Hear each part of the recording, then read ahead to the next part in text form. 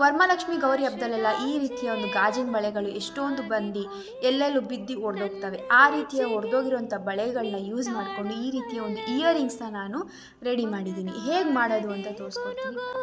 ಆಗಿನ ಕಾಲದಲ್ಲೆಲ್ಲ ಈ ರೀತಿ ಒಡೆದೋಗಿರೋ ಬಳೆಗಳನ್ನ ಯೂಸ್ ಮಾಡಿಕೊಂಡು ದೀಪಾವಳಿ ಕಂಬಗಳಿಗೆ ಡಿಸೈನ್ ಮಾಡ್ತಿದ್ರಂತೆ.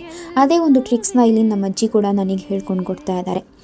ಈ ರೀತಿ ಒಡೆದೋಗಿರೋ ಬಳೆಗಳನ್ನ ಬಿಸಿ ಮಾಡೋದ್ರಿಂದ ಅದು ಬೆಂಡಾಗುತ್ತೆ. ಬೆಂಡಾದಾಗ ಒಂದು ಶೇಪ್ ಕ್ರಿಯೇಟ್ ಆಗುತ್ತೆ. ಆ ಶೇಪ್ನ ನೋಡಿ ನಾನು ಯಾಕೆ ಇಯರಿಂಗ್ಸ್ನ ಮಾಡಬಾರ್ದು ಅಂತ ಅಂದ್ಕೊಂಡೆ.